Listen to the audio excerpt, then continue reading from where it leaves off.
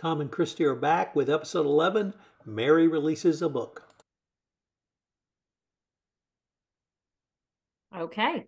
Welcome to the Two Gurus Talk Compliance podcast with me, Kristy Grant-Hart. I'm here with the one and only Tom Fox. This week, we're covering the ABA's new rules on client due diligence, 2 new FCPA cases, whether it is a moral failure to leave the office at 5 p.m., and Florida woman's attempt to wash off DNA evidence using Diet Mountain Dew. Stay tuned. But first, Tom, how has your week been, and what do you think is the most interesting development? Well, I have to say, anyone that drinks Diet Mountain Dew, you have to question, not the real stuff, but the Diet Mountain Dew. If you're going to do Mountain Dew, go all out. But other than that, I was really interested with our first story, which is about the ABA voting to amend its rules on client due diligence. I have been very frustrated with the American Bar Association, who is our trade organization, over the past several years, largely because of their fight against anti-money laundering and their refusal to support the Corporate Transparency Act until 2020 itself. They did finally change their position on that, and they do now. They signed on with that, and that, of course, became law on January 1, 2021. And finally, now they've amended the rules on client due diligence, which would require obligations to determine and more thoroughly vet potential clients and try to stop the use of law firms' trust accounts to launder money. This has been going on at least as long as I've been a lawyer. And I can remember in the mid-'80s, people would want to park money in my trust account. Now, I didn't know anything about money laundering back then, but I knew something smelled wrong. In Texas, it was further facilitated because taxes aren't paid on money in trust accounts. Interest is not paid on money in trust accounts. So it can sit there for time immemorial, basically, and not really subject to even the most basic checks and balances, such as taxes, such as bank oversight, that you typically see in large amounts of money. But this is around client due diligence. And I can only say, it's way beyond time for the ABA to get behind this. We've got several major issues right now. Probably the biggest is the imbroglio that Covington and Burling finds itself in with the Securities and Exchange Commission about releasing the names of its clients who were subject to a data breach. And it's not because the SEC wants to know who was damaged by Covington's data breach. They want to know if Covington's clients who had data taken reported that.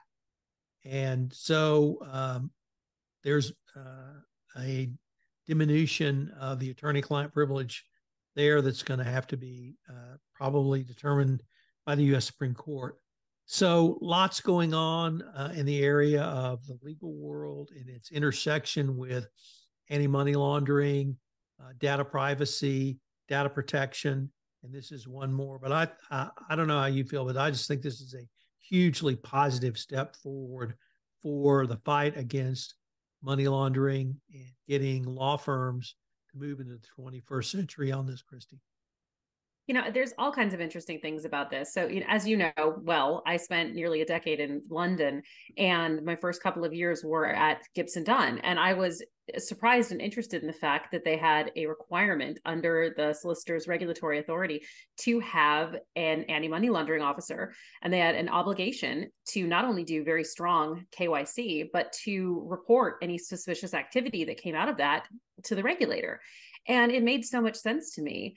The fact that the new ABA rules don't go that far, that one of the major controversies was the idea that they would have to tell someone if they found suspicious activity that didn't make its way into the ABA rules. And the article itself really focused on how they did this just to avoid congressional or senatorial oversight, and of course they may not. Right, the Senate may take up lawyers' duties in this respect. I somehow doubt it. It doesn't seem like number one on their priority list. But it is interesting. I think the rest of the world is much more forward thinking, especially in the UK, than US's obligations on lawyers to do this kind of disclosure and to do the kind of due diligence you would think anyone would want to do on their clients. Yes. So I think more is going to change for law firms, and we both lived under those regimes. And if Gibson Dunn can do it in the United Kingdom, I don't know why they can't do it in the United States. Yeah, well, they certainly can. Whether or not they're required to by the ABA, stay tuned, I suppose. But you know who else's life is going to change here is the Indian auditors. So we go from American lawyers to Indian auditors. And I think this is really interesting. This is from the FCPA blog. It's titled New India requires auditors to report suspected bribery and kickbacks to the government. Okay. So the new rules were issued by the National Finance Reporting Authority, and they require auditors that believe that fraud is being committed either by the company or on the company by its employees. It requires the auditors to report the potential fraud to the Indian government if the amount involved is above 122,000 US dollars. So the previous rule was that auditors had to disclose potential fraud to the government only if the auditor, him or herself, themselves, were the first person to discover it. So basically, if a whistleblower had reported the potential fraud internally, or if the company's management discovered it during their reviews, the auditors were under no obligation to report the potential fraud to the government, or bribes for that matter. Now the auditor is required to notify the government no matter how they came across the information or how the company learned on the issue. So under this new Indian law, fraud is defined quite broadly. So in this context, it includes situations where there is no actual wrongful gain or loss. And according to the FCPA blog's authors, this means that any investigation into bribery would trigger the auditor's reporting obligations, assuming that the concern is above $122,000.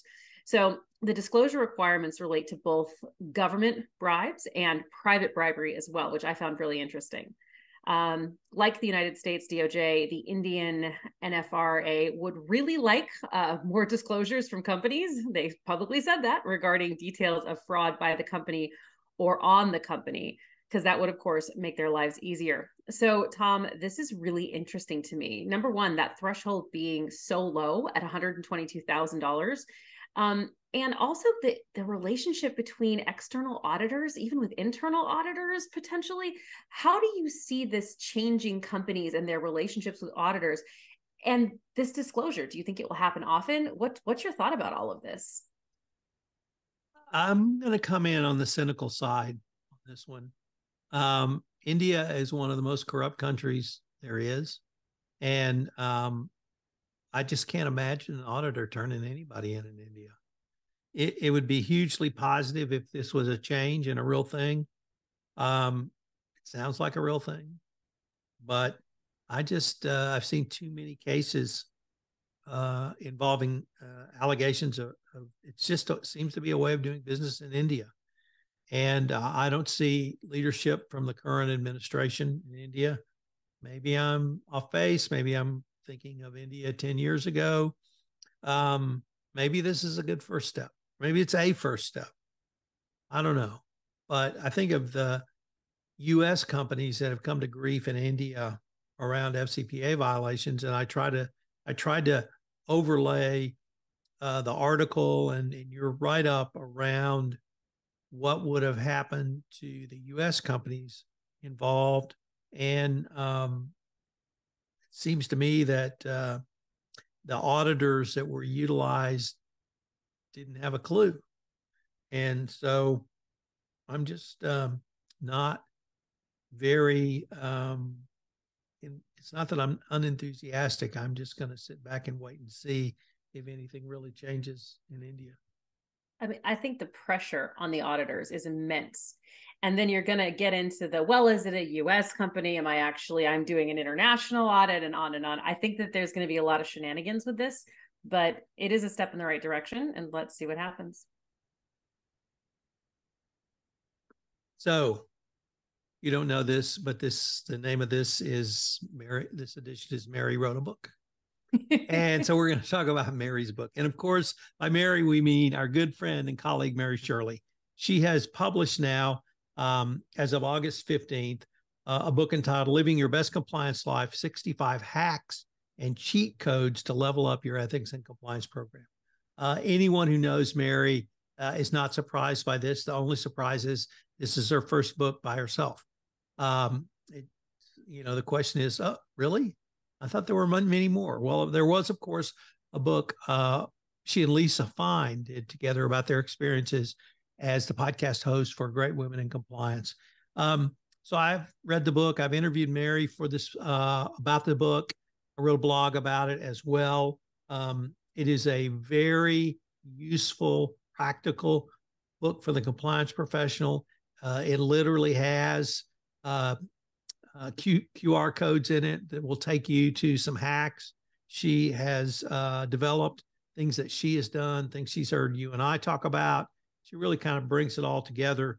The one area, Kristy, that struck me because I hadn't thought of it, and I was only pissed at myself because I didn't think of it, was when you get to November and do Compliance Week. Now, this is the celebration of Ethics and Compliance Week, not the publication Compliance Week. Think of it as a two-way street. Obviously, you can communicate more information about your compliance and ethics program. But what Mary emphasized is use it as a listening exercise. Whatever you do to celebrate Compliance Week, be there with compliance professionals just to listen, hear what people say, ask if there are any questions, ask if there are any problems. Do you want to go out and have a cup of coffee and talk? All of the things that we used to do when we were in person more often. And I just thought, why didn't I think of that? It's not always about communicating. So I'm absolutely thrilled for Mary. You have been on this journey where you've obviously written several books now, and I have as well. And as we have all grown up professionally and in the field of compliance, each of us have been able to write in an area that we were either passionate about, wanted to explore, or wanted to communicate what we had learned. And every year, we weren't doing this podcast last year, but I can remember by this time last year, we had 3 or 4 or 5 great compliance books out. And we both talked about them in our own forums back then. And, it's the same this year. And other people are getting ready to publish books. I won't name them because I don't want to take away from Mary's time, because this is her time in the sun, because it's her book. And that's a big deal to publish your first book. So kudos to Mary. Kudos for getting it out. On the one hand, it does not surprise me one iota. On the other hand, I want to, cheer to the heavens for her. And I can't wait to see what she comes up with next. Mary is fantastic. And yes, I blogged about it too, talking to her at brunch. And it's the fact that she hit #1 in Amazon pre-sales in several categories, that's just phenomenal. It really shows the power of the profession and the direction it's going. Congratulations, Mary. Everybody take a look at her book. It's really good stuff. Let's move from celebration to maybe not so much celebration with the next of our articles, which is relating to the second DOJ FCPA settlement brought this year. So this is the second one. Congrats, guys. It's also the 6th brought by the SEC. So we're getting there. We're up in our numbers here. I looked at Michael Volkov's discussion of the Corfico Colombiana and Grupo Aval bribery case. So let's just agree that I'm going to call it Corfico. Does that work for you, Tom? Is that good? I couldn't even go that far. I'm Grupo Alva. I like it. Well, I've been working on it. So back to this case though. So Corfico's parent company is Grupo, and Grupo is a merchant bank subsidiary of the largest finance company in Colombia, and Corfico is a subsidiary of that one. So Grupo executed a bribery scheme to pay $23 million in bribes to Colombian government officials to secure a lucrative contract to create a 328-mile stretch of toll road highway, which interestingly enough was the largest highway construction project in the history of Colombia. So big project. Grupo and Corsica came together with our good friends, FCPA long-timers Odebrecht, to conspire to bribe executives and legislative officials, as well as executives at the state-run infrastructure agency. So the companies together will pay $80 million. About half of that has gone to the Colombian Enforcement Agency. But how did this happen? Well, it's the usual routes: third-party consultants with fake contracts, invoices for work that didn't happen, success fees for intermediaries that paid off when there was a no bid and no formal tender contract and it was awarded. Corsica has got a good deal, though. According to the prosecutors, they cooperated extensively, created strong remedial action plans, and beefed up their compliance department big time. So the DOJ awarded Corsica a 30% reduction off the bottom of the applicable guidelines in the fine range. So, Tom, this is classic bribery case, right? Third-party intermediaries beefing up the compliance program. Our friends at Odebrecht. What lessons can compliance officers learn from this one? The lessons, Kristy, maybe for me came in a different direction. One, you mentioned several times and absolutely correctly, Odebrecht. Odebrecht was, at the time it settled, the largest FCPA enforcement action in the history of the world ever. It was later reduced, so it's got knocked off number one. And then, of course, we had Goldman Sachs and 1MDB. But it was a huge case. It reached literally up and down the Americas, North and South America as well. It settled in 2016. We are now in 2023, and we are still referencing Odebrecht. That shows you just the invidiousness of what Odebrecht had done and how its tentacles are still, companies are paying for it today.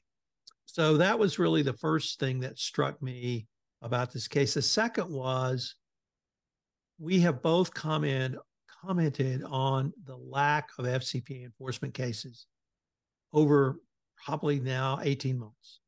And I have, or others have certainly asked questions of the DOJ at conferences. And of course, we get the standard answer: just wait, just wait. They're coming, they're coming. But, you know, we see up and down numbers in FCPA enforcement. But when we get one, I think it gratifies us to see, yeah, they're actually still out there enforcing this. So that was really the second thing, that we still see an enforcement action. And I guess the third was the fine and penalty. It's not clear if it was actually a fine of 60 million real money or a fine of 80 million with a credit. And so it's an open question on that. Whatever that answer is, it shows that the DOJ will give real credit for cooperating extensively. And that's the message that I hope compliance professionals, I shouldn't say that, I know compliance professionals understand that message.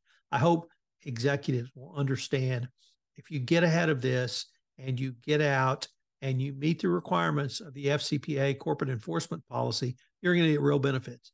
Even if you don't self-disclose, even if you can't get a declination. Last episode, we talked about Cognizant Technologies case. And let's just say a reminder: alleged C-suite involvement in the bribery scheme and a declination. So there are real benefits to cooperating. And there are real benefits, even if you don't self-disclose, to cooperating during the pendency of your investigation and remediating strongly. So a good discount, a relatively low fine for what you and I have seen over the years. And yes, it's a classic case of bribery, but I thought they made a pretty good comeback once they made the decision that we're going to get ahead of this and do the right thing. Fabulous. Well, from old school Odebrecht to the new school messaging issues, what's going on over there, Tom? So we had the SEC bring the hammer down, this time with the CFTC, a total of 555 million. I love the symmetry for violations of messaging apps rules. Now, once again, these were regulated industries. So that's why the Securities and Exchange Commission were leveling this fine. This was against companies. It was not that these companies did not have policies and procedures in place. They did and weren't followed. And that seemed to irritate the SEC a fair amount, and rightly so. And so companies need to get ahead of this, because if you're in a regulated industry, banks, financial services, broker dealers, or insurance companies, you have a legal requirement in the regs to keep these messages. So the SEC is going to continue to enforce this very strongly. We're recording this in mid-October. The SEC's fiscal year ends September 30. Kristy, we had a $2 billion month in September last year. It wouldn't surprise me if I have another similar month for a fiscal year end for the Securities and Exchange Commission. But there's a solution to this.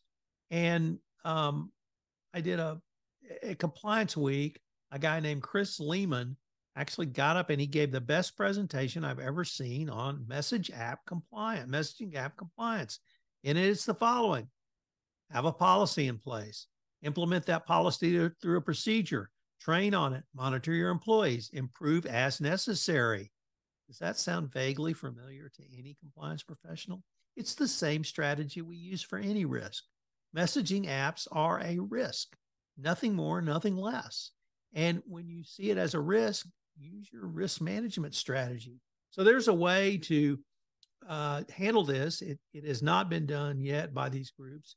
And I suspect we'll continue to see regulated industries paying the price for this, whether it moves to non-regulated industries. Let's save that discussion for another day.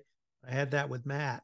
So that's an interesting question. But SEC, CFTC are going to continue to aggressively prosecute companies who do not have compliant messaging apps, policies, and procedures implemented and followed.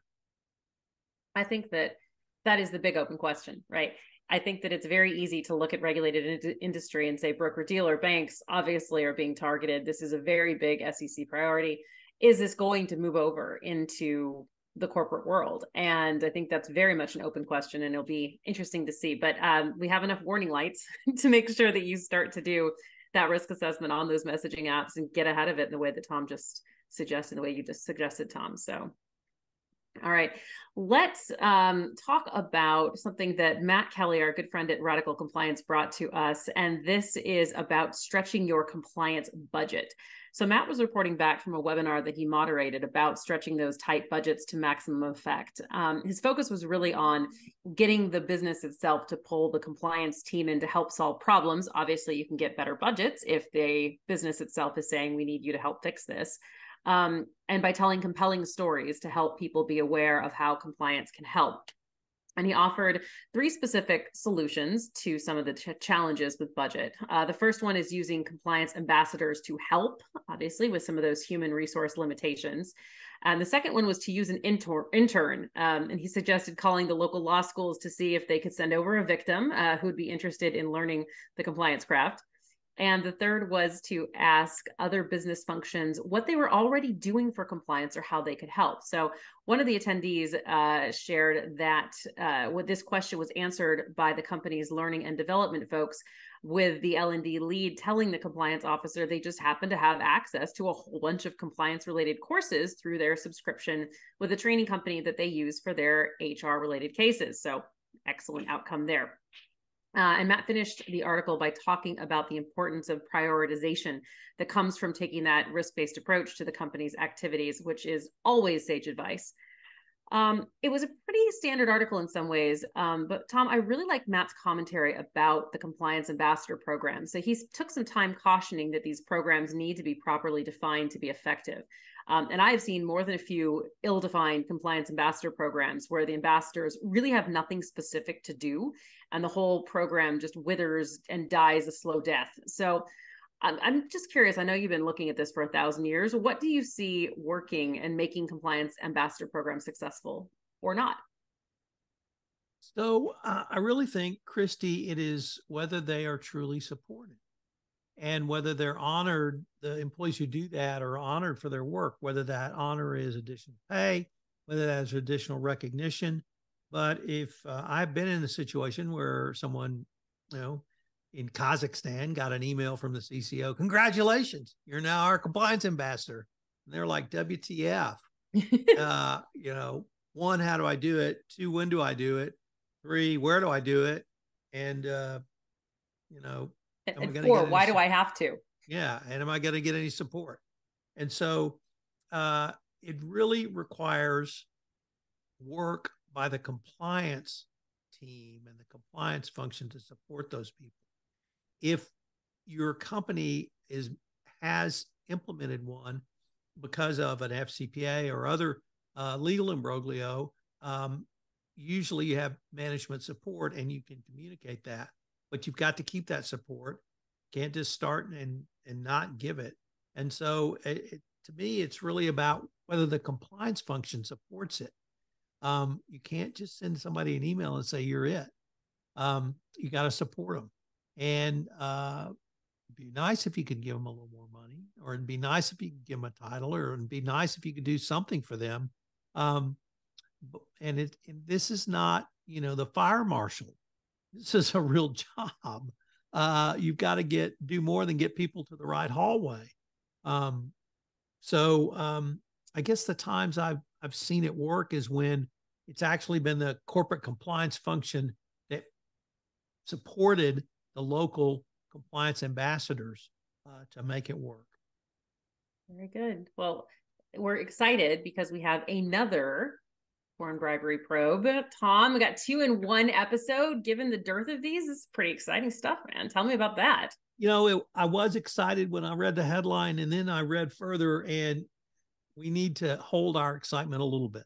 Yeah, Can be a little excited because the company Albemarle has agreed, they have said they have agreed in principle to settle an FCPA case.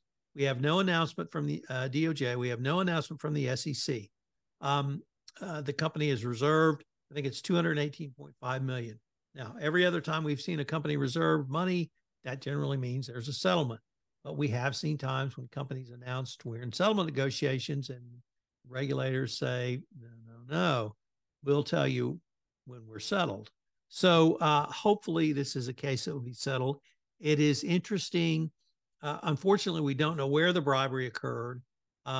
This came about through a investigation or something around improper payments in the Netherlands. And what is interesting is the Netherlands chose not to prosecute this matter. And obviously, Albemarle is subject to U.S. jurisdiction as a U.S. company. So the SEC and DOJ took a look into it. And that's what led to the purported settlement. So we don't know where the bribery took place. We don't know why the Dutch authorities chose not to prosecute. But it really does raise an interesting question, Kristy, of is the rest of the world still looking to the U.S. for leadership in this arena? 15 years ago, they were. 10 years ago, they were. 5 years ago, they were.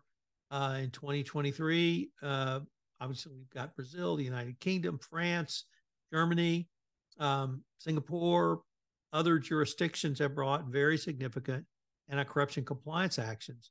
And I don't know why the Dutch authorities, maybe they didn't have the laws, maybe they didn't feel like they had the facts, maybe they didn't feel like they could bring pressure, if any of this reporting is correct, and assuming it is. But I would really like to see the actual settlement documents, either the SEC order or whatever the DOJ NPA is, and really what the facts, specific facts are, and maybe we can come back and glean some true lessons learned. Certainly positive to read about it. Albemarle believes they've settled it. So hopefully they have. You know, it's interesting to me, Tom. We were just talking about the $80 million settlement. right, that happened from all of this shenanigans in Colombia. And then we've got this one, which is more than twice as much, 2.5 times as much, that's been set aside for this non-prosecution agreement and SEC settlement. So I think it'll be really interesting to look at the facts and see if, in fact, there are things like that extraordinary cooperation really was, the reason for the 80 versus the 218. I think this is definitely a stay tuned, because there's going to be some more details and analysis that we can have for this as we continue in on this. Let's go to the other side of the opposite, which is one that I really enjoyed from the New York Times. So this article comes from the opinion section, and it's entitled "Leaving the Office at 5 o'clock is Not a Moral Failing." Quite a title, isn't it? The author is called Jessica Gross, and she reviews the new viral trend that has launched 1,000 memes called "lazy girl jobs." So that is definitely one of those things that makes you want to stop and take a look at it.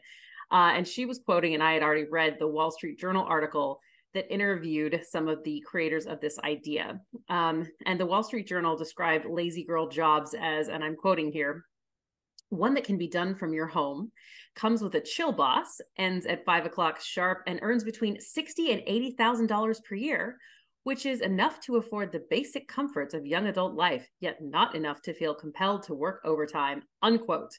My goodness, what a happy, privileged life that is. The author of the New York Times article argues that the characterization of the lazy girl job is unfair. So what she says is, despite the inflammatory title, many people do want their jobs and they want to do them effectively, but they don't want to burn the candle at both ends. They don't want to sacrifice family and free time for their work. And she goes into some really interesting research that studies that people who have 4-day work weeks with 10-hour days are just as productive as their 5 days per week friends.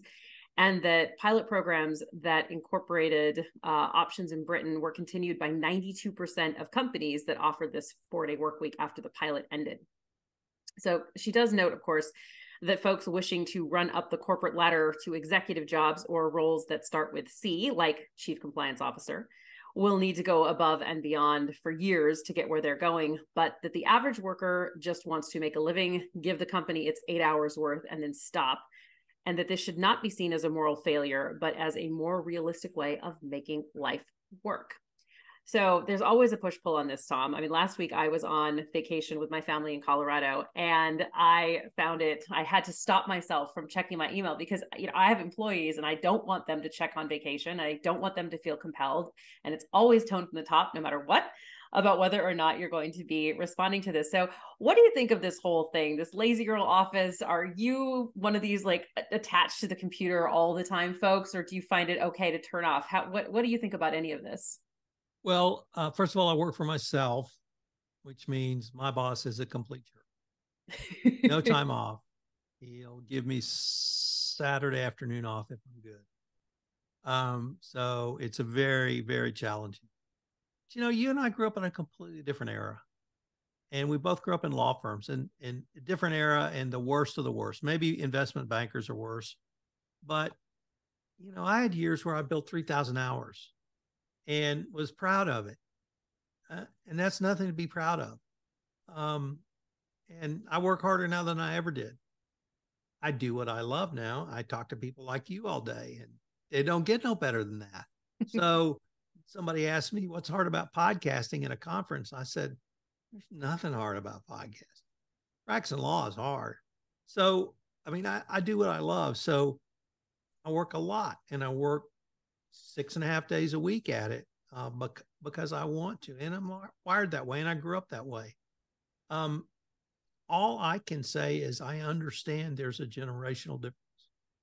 And if I was a business owner with employees like the other person on this Zoom call, I would have to be sensitive to that. And I would just have to understand that whatever my values are, whatever my views are not held by others, or there'll be situations where they're not held by others. And I have to honor that just because I would want good employees around. So it's difficult. It is impossible for me not to work, period, whether I'm on vacation or not. So that's just the way I am. But if you have a company and you have workers and they value things other than doing podcasts, you need to be sensitive to that because you're going to lose those employees. And I have heard more HR folks, talent folks say that talent acquisition and retention will be the biggest corporate differentiator by 2030. It ain't Chat GPT that's going to be the change. It's people who can work with Chat GPT. And if you can't work with Chat GPT and AI, you are going to lose out and you will not be able to get the prime job. So it's that talent. And if the generation of my daughter says, my value is to work 40 hours, I will give you a solid 40. And I may be at home 3 days of those days. I may be at home 4 of those days. I will be in the office occasionally, but I will get my work done. Companies are going to have to accept that, not the other way around, where employees go back to what I did and probably what you did as a young lawyer. And, you know, the horror stories you read about investment bankers. When somebody leaves at 11 and, you know, a managing director says, oh, I see you're leaving at 11, you have capacity. So, yeah. I mean, you're much more attuned to that because you have employees. Yeah, and I think that's right. But I also think that living in Europe really changed my mind about that. There's so many people in European companies that really do work very hard for 8 hours a day and then really do turn off. And I made it a point in my own company to say, I'm not going to micromanage you. You can, as long as you get your work done, I don't care how long or how you do it. I care that it gets done. And I think that's the way of the future, genuinely. I think if you're, like you said, if you want high talent people, you've got to work with who's coming to you and make it a pleasant environment so they stick around, because that's really important. Next, we have an article from a dear friend of mine named Jim Deloach. And for those who don't know Jim Deloach, he is truly one of the top thought leaders in a profession adjacent to ours. He's an internal auditor and a CPA and an internal control expert, a COSO expert, and writes in a wide variety of areas. And Kristy, he wrote one of the most interesting, even perhaps provocative pieces, and it's entitled, "With Capitalism at an Inflection Point, It's Fair to Ask, What is the Purpose of a Corporation?"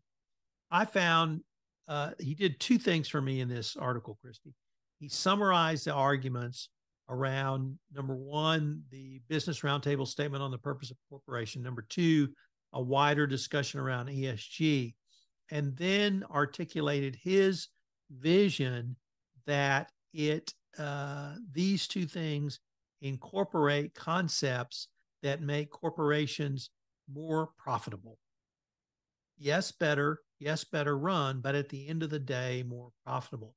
And Kristy, I talked to a lot of people around ESG, and I saw ESG as a way to take disparate data and information silos in an organization, from environmental to sustainable to governance, and put those together under the tutelage of a chief sustainability officer, a committee, perhaps the board. And you and I both advocated that the compliance function needed to take that lead. But it was putting these business processes under the purview of one person, one department, one committee, and having a much broader picture of what your corporation's costs were and how the efficiencies could be generated. Can't get those efficiencies unless you measure. And in the environmental, that's scope 1, scope 2, scope 3. Nothing wrong with measuring those data points to make you more efficient. Well, I thought Jim took that argument that I had made a step, 10 steps further, because he said when you integrate those and overlay that with the business roundtable's 5 stakeholders in a corporation, you begin to see the power of data and information put together with other groups who can use that information And from the Business Roundtable, those groups were employees, those groups were customers, those groups were vendors, those groups were localities where you're doing business, as well as shareholders, so that you have more information being utilized with a broader subset of people in and for a corporation, and you can make it stronger and more profitable. And he cited to Marty Lipman, one of, if not the top corporate governance lawyer in America, one of the very top, who even said that this is essentially Caremark, because it is a reporting system to the board of reasonable assurance to management and the board that they're receiving timely information that should inform all of their decisions, so that it's information for decision by people who have a much broader view with stakeholders in a much broader sense. So I thought Jim really articulated a true vision that is where not only where we're going, but companies are beginning to see this as a way that they can become more profitable. And for all of the political commentary around ESG, all of those anti-woke folks are missing. This is a business process that's making companies better, because companies are getting better information, and that's leading to better corporate governance. And who's against better information, better efficiency, and better corporate governance?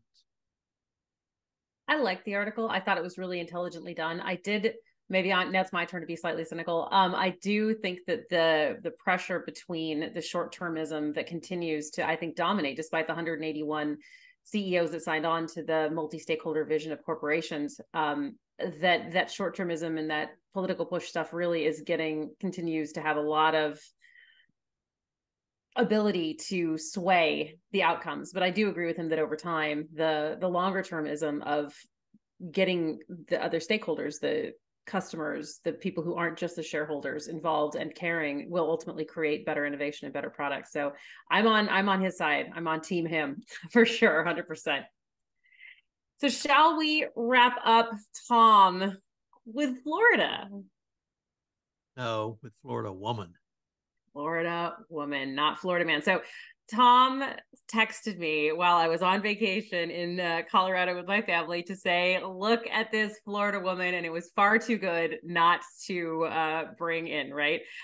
So Tom found our Florida woman because this is an equal opportunity podcast for all genders of Floridians engaged in making bad choices. So our Florida woman is named Nicole Max. So her roommate was found killed, not ideal. Unfortunately for her, the scene of the crime included her cell phone with a bloodied knife balanced on top of it. So that's never a good start. When the police found her a couple of hours later, she had blood on her clothes. And during the interrogation at the police station, she asked for a Diet Mountain Dew. And when she was, as the police described, procrastinating with the drink, the police tried to pull her can away. She then poured the can of soda all over her body and hair in an attempt to wash away the DNA evidence on her body. The article about this in the New York Post said that while artificial sweeteners, such as the one found in Diet Mountain Dew, can in fact break down the genetic material that makes up DNA over long periods of time, it is unlikely that dousing oneself in soda would eliminate forensic evidence. So, Tom, thank you for providing the balance for Florida man, and we promise we will stay on the lookout for more Floridian awesomeness for next time. I can't think of a better way to end this podcast than thank you, Florida woman. Thank you, Florida woman. Take care. I'm Kristy Grant-Hart. This is Tom Fox. We'll talk to you soon.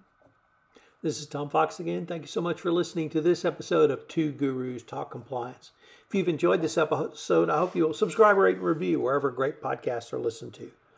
Two Gurus Talk Compliance is a production of the Compliance Podcast Network.